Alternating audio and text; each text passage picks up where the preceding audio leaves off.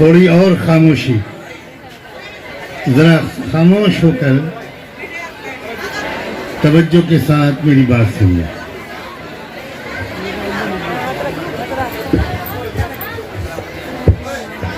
दुनिया में ये प्रोपेगेंडा किया जा रहा था कि औरतें कमजोर होती हैं, उनकी हिम्मत भी कमजोर होती है, उनके फैसले भी कमजोर होते हैं।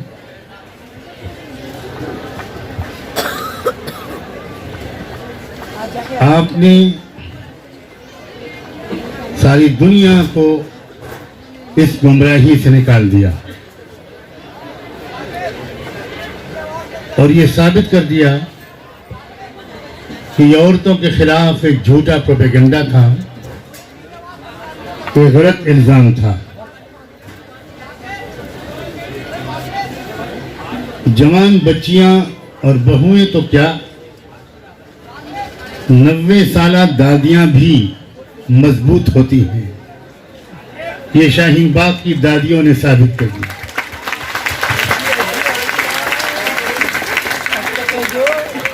मगर मैं आपको बताना चाहता हूं आज कि औरतों की कमजोरी के प्रोपेगेंडे का गलत होने का ऐलान बहुत पहले इंसानों के परवरदिगार की तरफ से उतारी जाने वाली आखिरी किताब में खुद अल्लाह ने साफ लफ्जों में किया हुआ।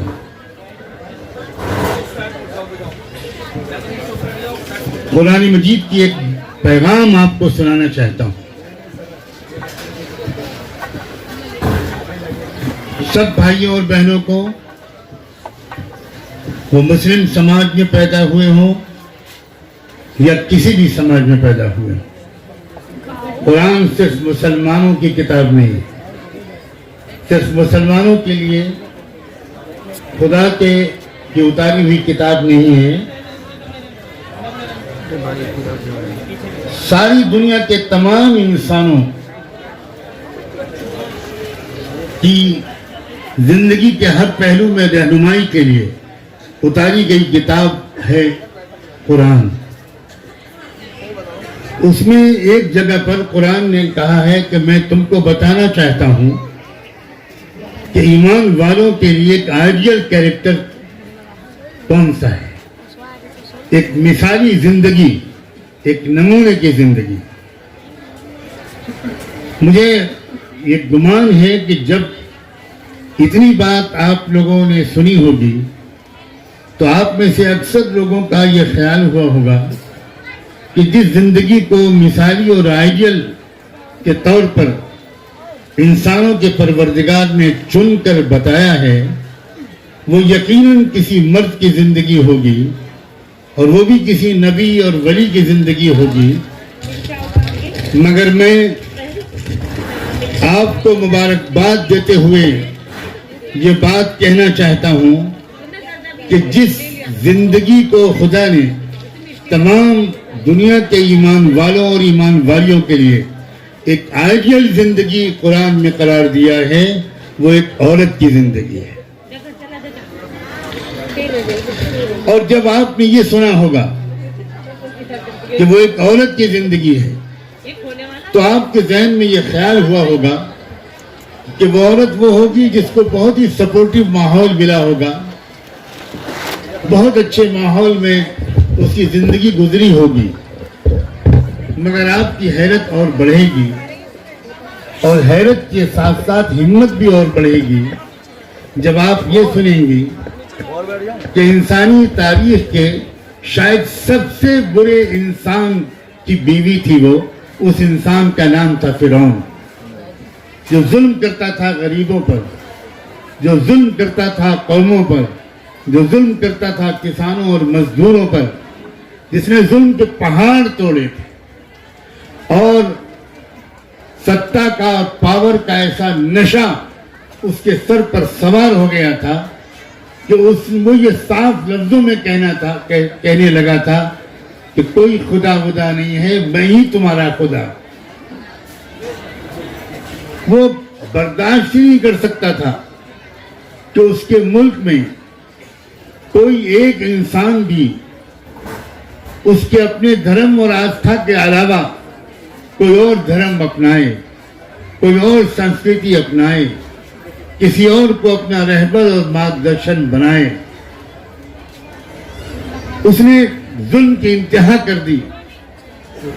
कमजोर कौमों के अंदर जो बच्चे पैदा होते थे, पैदा होते ही वो उनको ज़ब्ह कर दिया करता था। गुलाम बना रखा था उसने। लाखों करोड़ों गरीबों को, बेबस कमजोर इंसानों को बहुत जुल्म करता था। उसकी बीवी अच्छी इंसान थी, वो इस जुल्म को पसंद नहीं करती थी। उस वक्त एक आवाज उठी, और बहुत ध्यान से सुनना मेरी बहनों और बेटियों, मैं उस कहानी को आज से कनेक्ट करके ये बयान करूंगा, तब आपकी समझ में आएगा कि मैंने एक पुराना किस्सा यहां आपके सामने क्यों छेड़ा है। एक रहबर, एक बहादुर इंसान, एक कमजोरों और गरीबों से मोहब्बत करने वाला इंसान, खुदा ने वहां कमजोरों को आजादी दिलाने के लिए भेजा, जिसका नाम था हजरत मूसा, जिसको बाइबल में मोसेस कहते हैं। हजरत मूसा अलैहिस्सलाम, उनको भेजने का खास मकसद कुरान ने यह भी बयान किया है कि वो गुलाम बनाई हुई कौम को आजादी दिलाने के लिए भेजे गए थे।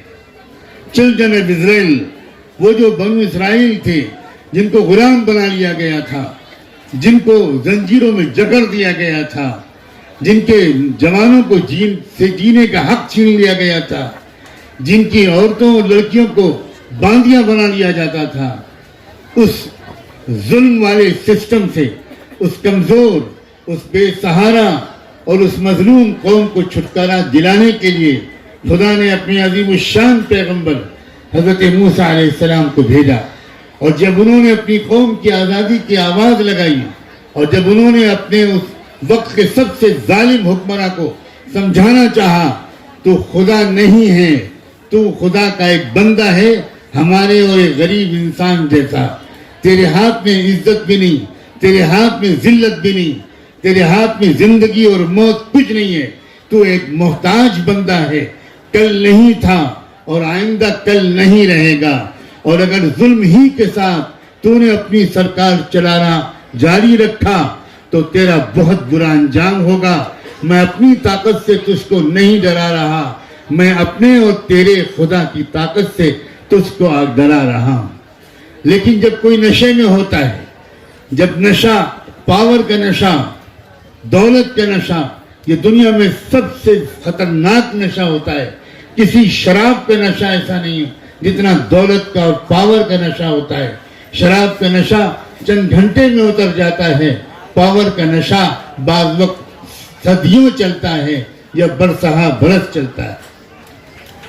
जब उस बहादुर इंसान की, गरीबों से मोहब्बत करने वाले इंसान की, गरीबों के लिए आज़ादी की लड़ाई लड़ने वाले और उनको आज़ादी दिलाने की कोशिश करने वाले इंसान की आवाज़ें बार बार उस औरत के कानों तक टकराई, तो सुनो इस गौर से, वो औरत दुनिया की सबसे बड़ी ताकत की मलका थी, वो फर्स्ट लेडी थी, सुपर पावर के बादशाह की बीवी थी। दुनिया में कभी किसी औरत को ख्वाब में भी इतना ठाट बाट, इतने सोने चांदी के जेवरात और जवाहरात और ऐसे महल और ऐसे ठाट के सामान कभी नहीं मिले थे जितनी उस औरत को मिली थी। मगर वो औरत एक अच्छी पाक दामन इंसान थी, वो एक शरीफ थी, वो गरीबों की हमदर्द थी, और उसने खुद अपने शौहर के खिलाफ बगावत का ऐलान कर दिया। उसने कहा, मैं जुल्म नहीं सह सकती और मैं जालिम का साथ नहीं दे सकती।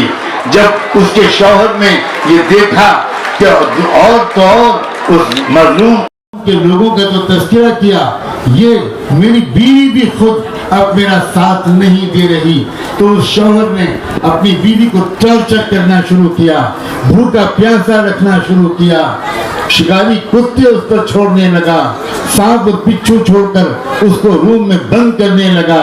मगर खुदा ने इन सब चीजों से उस बहादुर औरत की हिफाजत की। और फिर क्या हुआ, एक दिन वो बादशाह आया और वो खुद आया और उसने जल्लाद बुलाए, खुद वहीं बैठ गया और अपनी बीवी से कहा, जिसको थोड़े दिनों पहले तक वो बहुत प्यार करता था, लेकिन उसने कहा चंद मिनट का वक्त है।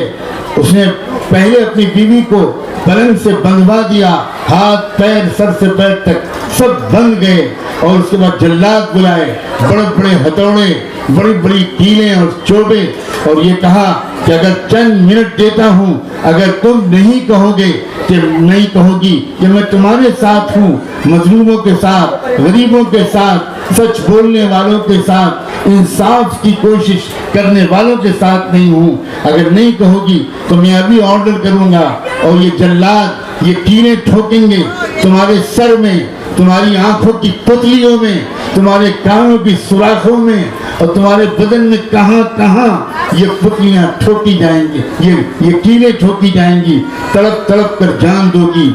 उस वक्त उस औरत ने अपने बंधे हुए हाथ को अपने परवरदिगार के सामने हाथ फैलाकर मांगने की कोशिश की। हाथ बंधे थे, खुल नहीं सके, मगर उसने उसी हाल में दुआ की और कहा, खुदा मैं जुल्म का साथ देकर मरने के बजाय जुल्म के जरिए से मरना पसंद करूंगी। मुझे आप ईमान पर मौत दे दीजिए, इंसाफ की गवाही पर मौत दे दीजिए, मगर मैं किसी हाल में मैं जालिम का साथ नहीं दूंगी। और तो मुबारक हो, कुरान ने इस औरत को सारी दुनिया के इंसाफ चाहने वालों के लिए एक आइडियल जिंदगी के हैसियत से करार दिया। मैं उम्मीद करता हूँ कि मैं मुबारका नहीं कर रहा। ओ शाहीन बाग की बहुओं, बेटियों, बहनों और माओ, तुमने अब तारीख नई लिखनी शुरू की है। मैं दुआ भी करता हूँ, तुमसे गुजारिश भी करता हूँ, अब कदम पीछे नहीं हटने चाहिए, अब कदम पीछे नहीं हटने चाहिए। तुमको खुद अपनी हैसियत शायद आज से कुछ दिन पहले तक नहीं मालूम होगी, तुम कुछ दिन पहले तक अपने इस मकाम को नहीं जानती होगी। जब तुम में से कुछ ने यहाँ शुरू में आकर बैठना शुरू किया होगा, तो क्या तुम्हारे बहनों गुमान में था कि दुनिया में अब कई 100 शाहीन बाग बनेंगे? अब क्या तुम्हारे गुमान में था कि व्हाइट हाउस के 1-1.5 किलोमीटर के फासले पर शाहीन बाग बनेगा?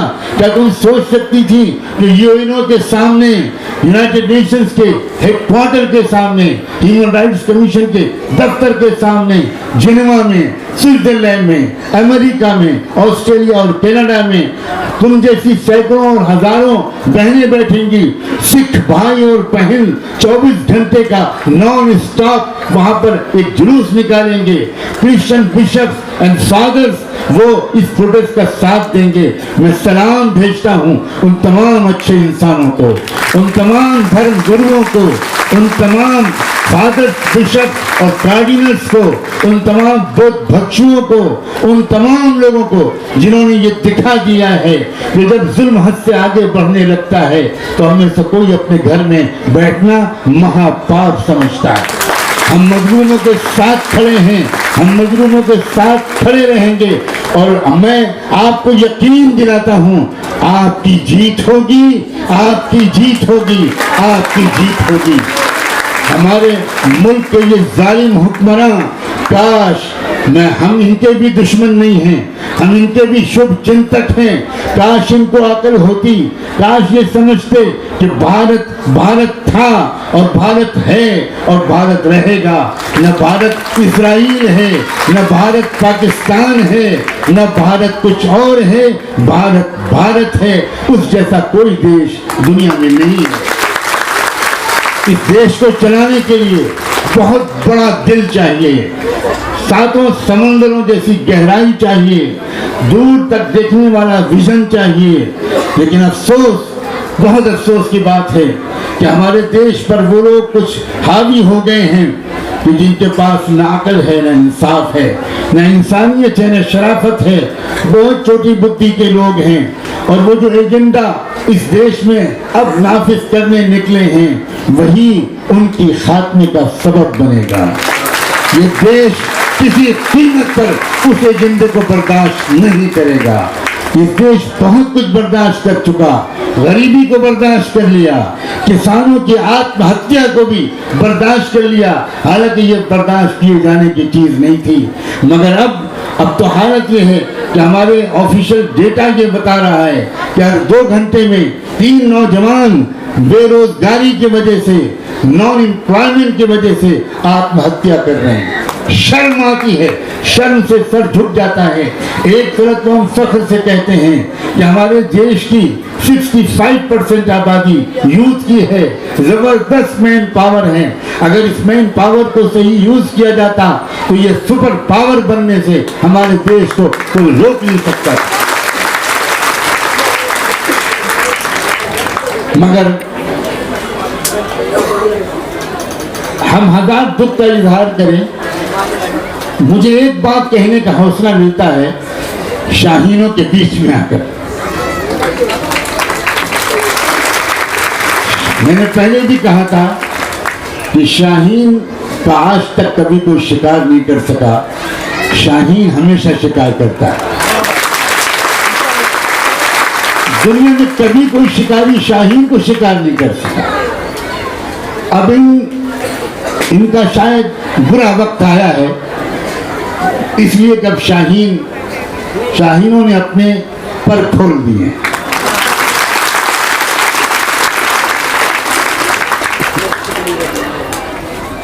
शहरों में कहावत है कि गीदड़ की जब मौत आती है तो वो शहर की तरफ भागता है।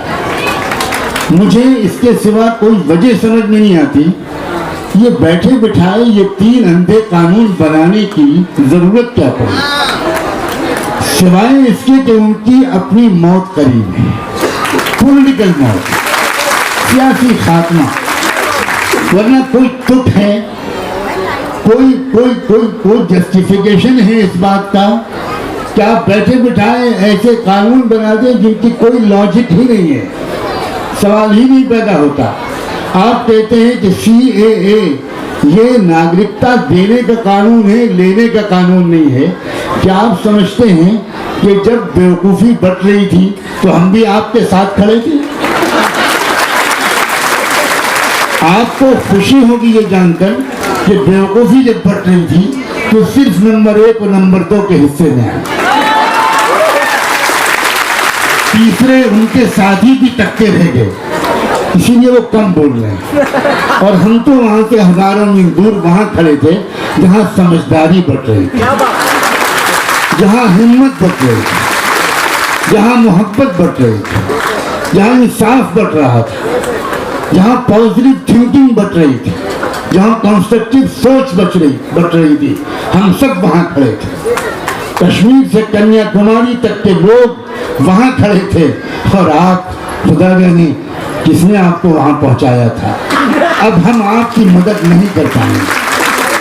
हमने कोशिश की आपकी मदद करने की, समझाने की, मगर हम अब आपकी मदद नहीं कर पाएंगे।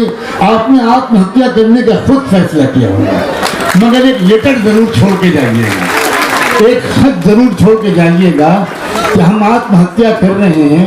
इसका दोष किसी और को न दिया जाए, हमारे खराब दिमाग को दिया जाए, हमारे बिगड़े हुए बुद्धि को दिया जाए। तुम्हारा दिमाग खराब हुआ है, तुमको किसने समझाया, किसने राय दी? आज तक उसका नाम नहीं मालूम जिसने नोटबंदी का कानून बनाने की राय दी थी। साहब खड़े हुए, माइक्रोफोन ऑन किया और कहा आज रात 12 बजे से 1000 और 500 के नोट बंद। उनके कैबिनेट के फाइनेंस मिनिस्टर भी टीवी पर खबर देखकर हक्का बक्का रह गए। वो समझने लगे कोई कार्टून आ रहा है या खबर आ रही है, ये प्रधानमंत्री वाकई वही है या कोई कार्टून किसी ने बनाया। कैबिनेट मिनिस्टर फाइनेंस, उसको पता नहीं है कि करेंसी के बारे में क्या फैसला हुआ। मजाक है मुल्क को चलाना, करेंसी को बंद करने का फैसला मजाक होता है? इसके लिए कितने जबरदस्त स्टेप्स उठाने पड़ते हैं, कितना ज्यादा पहले से प्रिकॉशन लेना पड़ता है कि जो हमारे मुल्क की इनफॉर्मल इकोनॉमी है वो बैठ न जाए, रोज कमाने खाने वाले तब भूखे न मर जाएं, जिनकी शादियां तय हुई थी अगले महीने उनका क्या होगा, बहुत से मसाइल होते हैं, हम जानते हैं, मैंने भी इकोनॉमिक्स पढ़ी है। कभी कभी करेंसी को कि कुछ नोट्स को बदलने की जरूरत पड़ती है, लेकिन आपको मालूम होना चाहिए जिन मुल्कों ने नोटबंदी के कानून अपने यहाँ लगाए, उन्होंने कहीं 2 साल का समय दिया, कहीं 3 साल का समय दिया, बहुत मौका दिया कि आराम से लोग करेंसी बदलवा लें और कोई धक्का न लगे। इसी तरह के कानून न जाने कैसे कैसे कानून बनते जा रहे हैं। आप कहते हो कि ये नागरिकता और शहरियत ये लेने का कानून नहीं है, ये देने का कानून है, और दूसरी तरफ साथ में हमको क्रोनोलॉजी भी पढ़ाते हो और ये भी कहते हो कि CAA आएगा और उसके बाद NRC आएगा, और पार्लियामेंट हाउस में कहते हो, बार बार कहते हो, इलेक्शनी तकरीरों में कहते हो, इलेक्ट्रॉनिक मीडिया के इंटरव्यू में कहते हो, और जब कहा जाता है कि NRC जब आएगा तो वो तो नागरिकता लेने का कानून है ना। कि आपने क्यों बनाया CAA? पहले आपके प्लान में नहीं था। जब आसाम ने आपके तजुर्बे ने हैरत एक मुसीबत में खड़ा कर दिया आपने जब NRC वहाँ पर लागू किया और आपको ये उम्मीद थी कि वहाँ तो 20 लाख 40 लाख और आप तो 1 करोड़ तक कहते थे, 40 लाख मुसलमान विदेशी वहाँ करार पाएंगे, आप ये कहते थे। जब वहाँ NRC हुआ, सुप्रीम कोर्ट की निगरानी में हुआ, तो पता चला कि सिर्फ 4.5 लाख मुसलमान हैं जो अपनी शहरियत को साबित नहीं कर सके, और बाकी 14.5 लाख कौन है वो जिनको आपने पॉलिटिकली हिंदू बनाया, हालांकि वो भी शेड्यूल कास्ट, शेड्यूल ट्राइब और OBC के मजलूम और गरीब लोग थे। तब आपके होश उड़ गए और पहले आपने ये कहा कि हम इस NRC को नहीं मानते। जब सुप्रीम कोर्ट ने कहा कि NRC हमारी निगरानी में हुआ है, ये लागू होगा, तो आपने दूसरा रास्ता निकाला और आपने कहा कि जो लोग NRC के जरिए से आसाम में जिनकी शहरियत चली गई, उनको हम CAA के जरिए शहरियत दे देंगे। और उसके बाद आपने देश को तोड़ने का, देश को विभाजन करने का, देश का आपने एक अजीब गरीब रास्ता निकाला। आप ये समझते थे कि हम जब ये ऐलान करेंगे कि सिखों को हम नागरिकता देंगे, हम क्रिश्चियंस को नागरिकता देंगे, हम नागरिकता देंगे, हम बुद्धिस्टों को देंगे, हम जैनियों को देंगे, हम सबको देंगे, पारसियों को देंगे, नहीं देंगे तो मुसलमानों को नहीं देंगे। जब आपने सोचा था जब हम ये कहेंगे तो अकेले मुसलमान हो जाएंगे, बाकी कोई साथ नहीं देगा। आप अभी तक अपने देश को नहीं पहचाने। सलाम भेजिए सिख कौम को कि वो खड़ी हो गई और उसने कहा हर चीज नहीं, आपने हमको इंक्लूड करके एक जुल्म का साथ देने वाला बनाया है। हमारे बाबा गुरु नानक ने हमें कभी भी जालिम का साथ देने की इजाजत नहीं दी। उन्होंने कहा मजलूम किसी भी समाज का हो, हमको मजलूमों का साथ देना है। सलाम भेजिए सिख कौम को, सलाम भेजिए क्रिश्चियंस को, इसलिए कि क्रिश्चियन, आपने क्रिश्चियन को भी इंक्लूड किया। आपको ये उम्मीद थी कि क्रिश्चियन लोग वो साथ नहीं देंगे।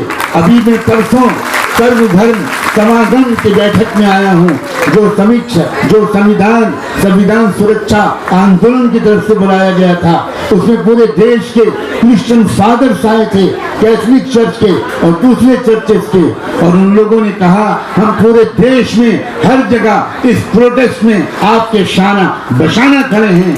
किसी भी तरह क्रिश्चियन कम्युनिटी इस लालच में नहीं आएगी कि आपने नागरिकता दे देने का फैसला किया, अब मुसलमान जाने और वो जाने जो अफेक्टेड होंगे।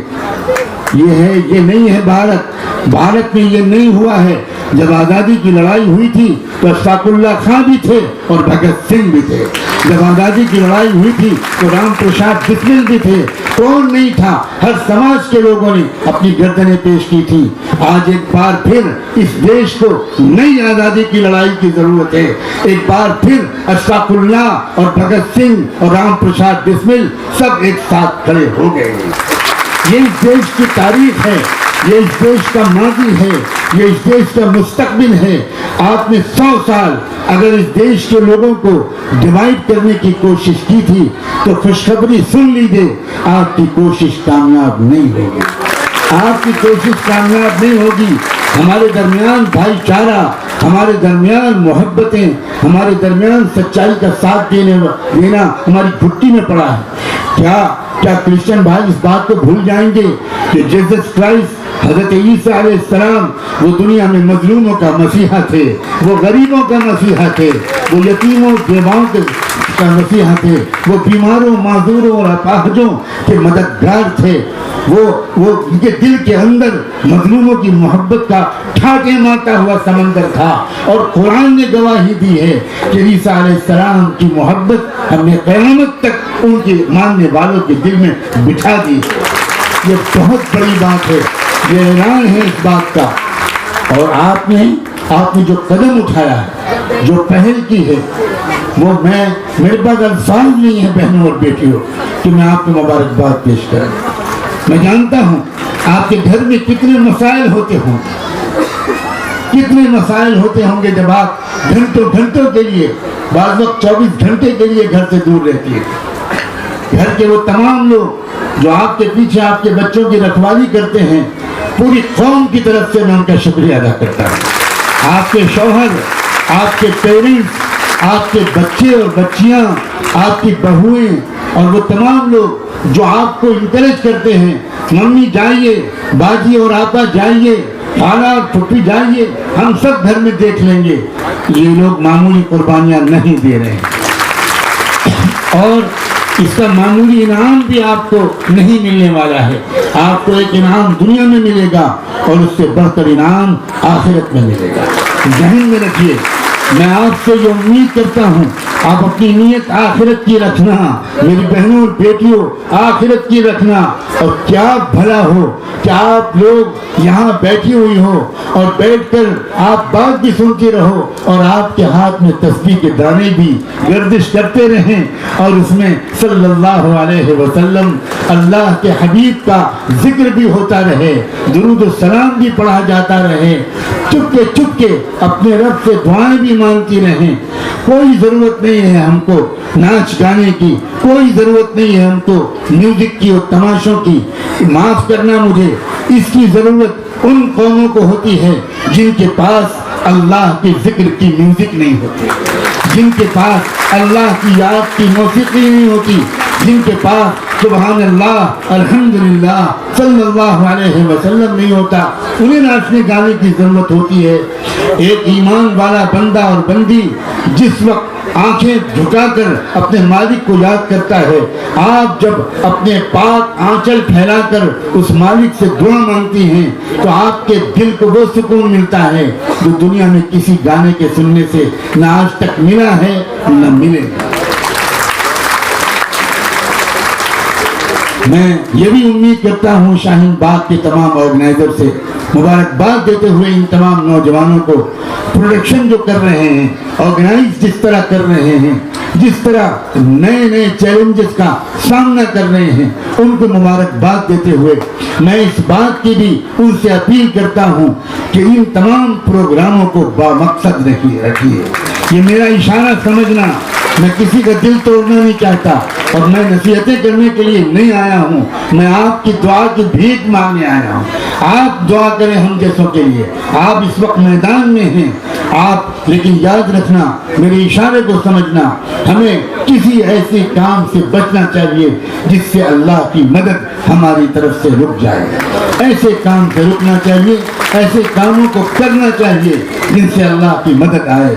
दूसरी बात ये कि हर कीमत पर आपस के इत्तेहाद को कायम रखना। मैं अच्छी तरह जानता हूँ, मेरी जिंदगी, मेरे 3 पुश्तें मेरे खानदान की देश की खिदमत, आपसे ये कहने की इजाजत मांगता हूँ कि किसी भी कीमत पर आपस में इख्तिलाफ न होने देना, क्योंकि जब शैतान का यह हरबा होता है, जब वो घबरा जाता है कि अगर ये तहरीक चल गई और अभी लंबी मुद्दत तक इसका चलना जरूरी है, आप मेरी इस बात से मुत्तफिक हैं कि लंबी मुद्दत तक इसका चलना जरूरी है।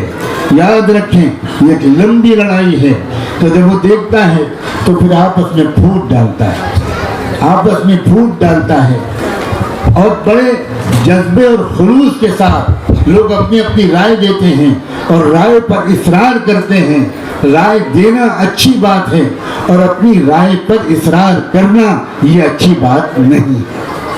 याद रखें, जो कलेक्टिव वर्क होता है, जो इज्तिमाई काम होता है, उसमें बहुत एक दूसरे की राय के एहतराम के साथ आगे अपना सफर जारी रखिएगा।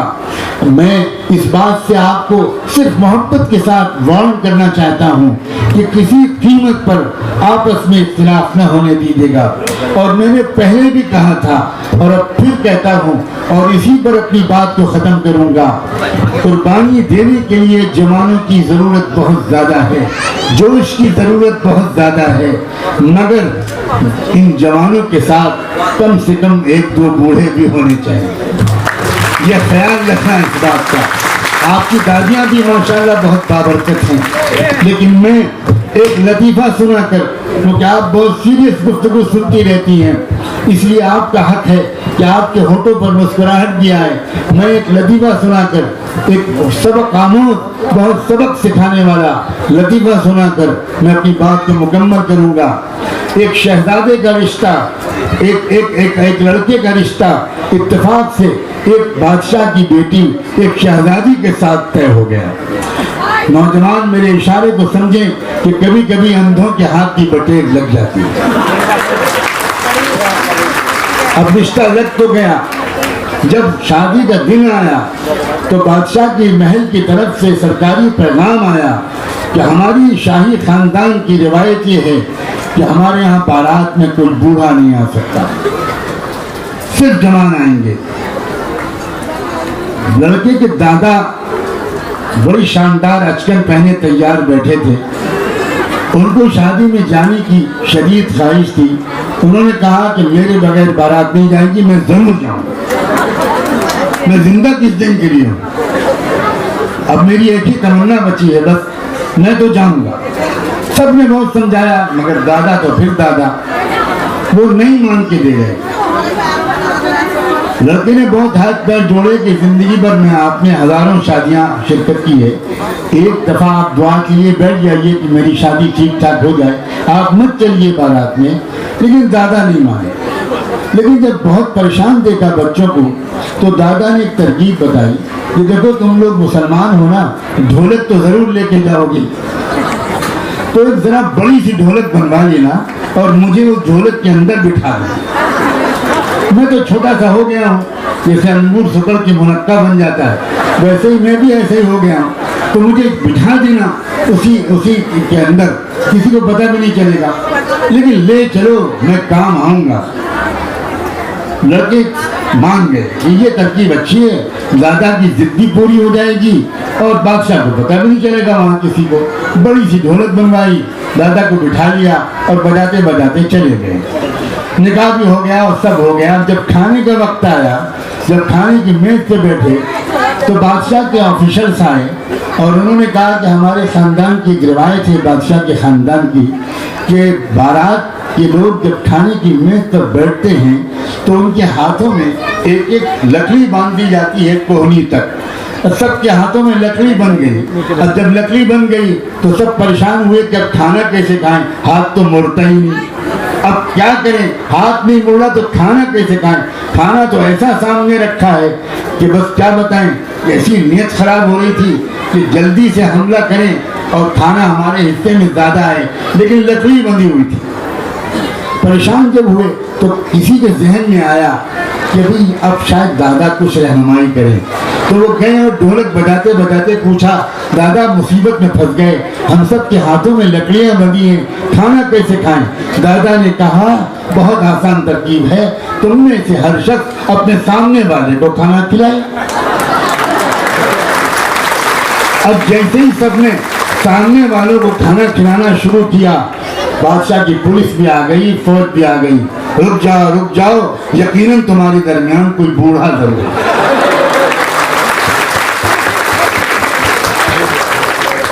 बस मैं शाहीन बाग के नौजवानों से ये कहना चाहता हूँ कि कहीं लकड़ी बंधे तो बूढ़े को बुला देना, वरना फंस जाओ।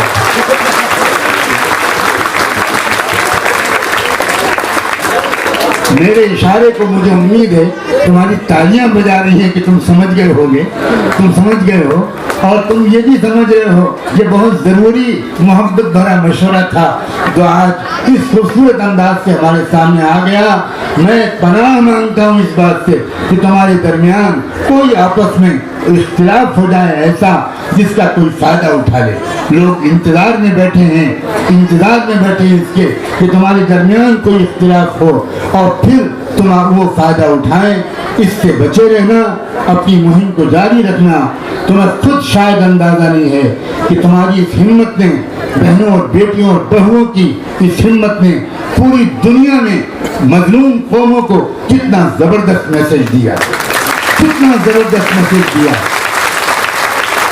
अमेरिका की कई शहरों की सिटी काउंसिल्स में वहाँ रेजोल्यूशन पास हो चुका है इन कानूनों के खिलाफ। यूरोपियन यूनियन के 651 मेंबर्स ने, 700 कुछ मेंबर्स हैं, 651 मेंबर्स ने, जहाँ तक मुझको याद है, उन्होंने एक यूनानिमस रेजोल्यूशन पास किया है इंडियन गवर्नमेंट से कि इन कानूनों के खिलाफ और इनकी घोर शब्दों में, कड़े शब्दों में निंदा की है।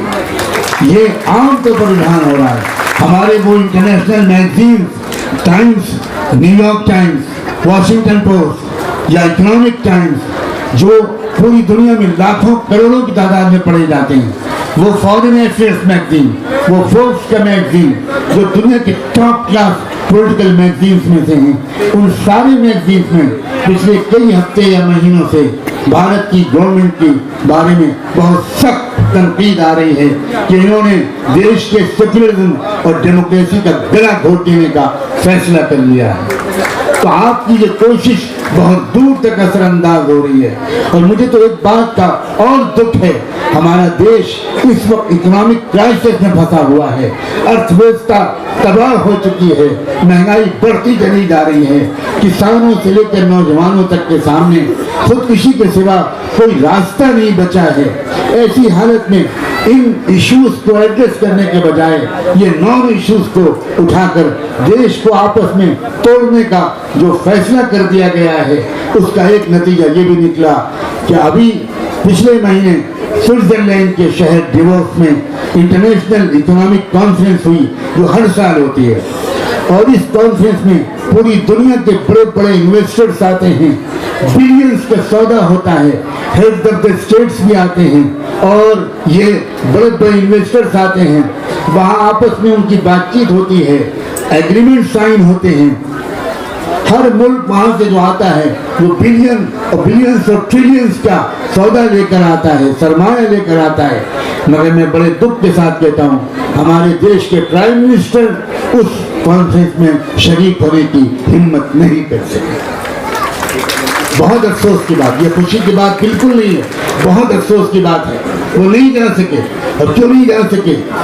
इस बीबीसी ने कहा इसलिए नहीं जा सके कि उनको बताया गया कि जैसे ही आप वहाँ के एयरपोर्ट पर उतरेंगे, इंटरनेशनल मीडिया आप पर टूट पड़ेगा, आपको घेर लेगा और आपको जवाब देना पड़ेगा। ये भारत में सैकड़ों हजारों जगह क्यों प्रोटेस्ट हो रहे हैं, ये क्या आपने कानून बनाए हैं, क्यों आपने लोगों को एतमाद में, कॉन्फिडेंस में नहीं लिया? तो उन्होंने फैसला किया न मैं जाऊंगा न भारत से कोई और नुमाइंदा जाएगा। इसके नतीजे में वो करोड़ों या बिलियंस और ट्रिलियंस का जो सरमाया हमारे देश में आ सकता था वो नहीं आ सका। इस बात का भारत के नागरिक होने के नाते हम सबको शदीद दुख होना चाहिए। अगर ये जुल्म न होता, अगर ये डिफेंसिव पोजीशन में न होते, अगर ये गलत अंधे काले कानून न बनाया होता तो ये उस कॉन्फ्रेंस में भी जाते और न जाने कितना सरमाया विदेशों से हमारे देश में आता।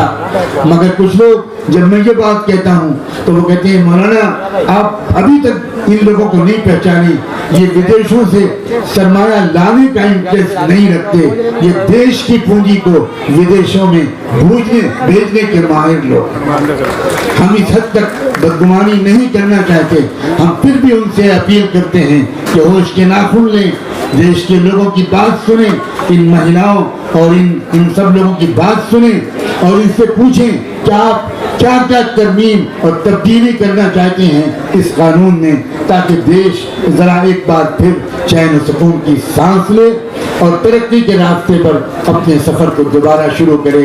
मैं आप सबको मुबारकबाद देते हुए और शुक्रिया अदा करते हुए आपसे रुखसत होने की इजाज़त चाहता हूँ। बहुत बहुत शुक्रिया। हमने बार बार देखा और सुना और पढ़ा है कि जब चंद औरतें भी कहीं चलकर आ जाती हैं तो लोग उनके एहतराम में कत्ल का मुकदमा भी माफ़ कर देते हैं। ये हज़ारों बंदियाँ यहाँ मौजूद हैं और कहाँ कहाँ मौजूद हैं। हमारी दुआ अगर काबिल कबूल नहीं तो इनकी आमीन के तुफैल हम सब के गुनाहों को माफ़ फरमा, हम सब की कोताहियों को माफ़ फरमा। अल्लाह हमारे देश को इंसाफ अता फरमा, अमन अता फरमा, तरक्की अता फरमा। अल्लाह में अपने देश से मोहब्बत है। अल्लाह हम चाहते हैं कि देश तरक्की करे, ये मजबूत बने, साइंस एंड टेक्नोलॉजी में भी, स्पिरिचुअलिटी में भी, मॉरल वैल्यूज में भी यहाँ ईमानदारी आम हो, यहाँ सच आम हो, यहाँ एक दूसरे की मोहब्बत आम हो।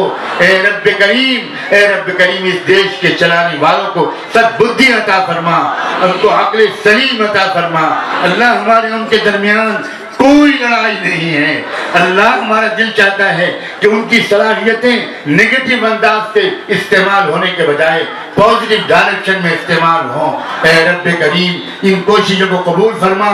खुसूसन अल्लाह शुरुआत तो यहाँ से हुई, जामिया से हुई, शाहीन बाग से हुई, AMU से हुई, JNU से हुई। अल्लाह वो तमाम नौजवान जो मुल्क की यूनिवर्सिटियों में, कॉलेजेस में, हमारे लड़के और लड़कियां, हमारे जिगर के टुकड़े, हमारे देश की मुस्तकबिल, अल्लाह इनकी जवानियों को बेदाग रखिए और इनकी जिंदगी और सलाहियतों को मुल्क में एक बहुत मुस्बत इनकलाब बर्पा करने के लिए कबूल फरमा। अल्लाह शर्म आती है, हमारी बच्चियों को मारा जा रहा है, लाठियां मारी जा रही हैं, प्राइवेट पार्ट्स पर अटैक किया जा रहा है, जख्मी पड़ी हैं बच्चियां, जख्मी पड़े हैं लड़के अस्पताल में। इन सब की कुर्बानियों को अल्लाह रायगा मत जाने दीजिएगा, अल्लाह रायगा मत जाने दीजिएगा। ऐ वो खुदा जिसने बाबा गुरु नानक जैसा अच्छा इंसान हमारे देश में भेजा, वो जिस महात्मा गौतम बुद्धा जैसा इंसान हमारे देश में भेजा, ऐ ईसा अलैहिस्सलाम के भेजने वाले परवरदिगार, ऐ मूसा, इब्राहिम, सुलेमान, यूनुस और यूसुफ के रब, ऐ मोहम्मद मुस्तफ़ा, अहमद मुस्तफ़ा के रब, ऐ हम सब गुनहगारों के परवरदिगार, जो मांगा है आज वो भी अता फरमा, जो नहीं मांग सके मांगना चाहिए था अल्लाह वो भी अता फरमा।